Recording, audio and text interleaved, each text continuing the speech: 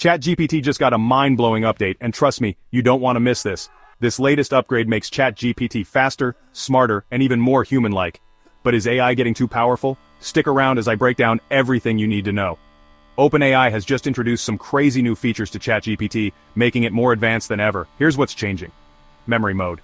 Now ChatGPT can remember past conversations and improve responses over time.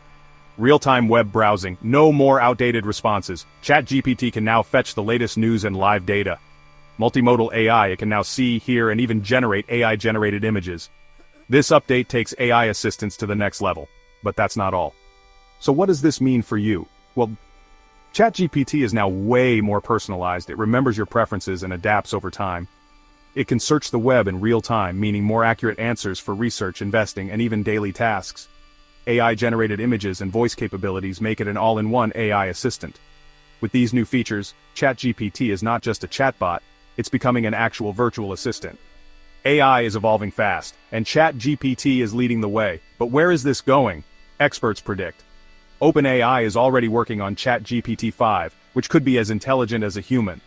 AI assistants might replace Google search in the future. Some scientists warn that AI could become too powerful to control.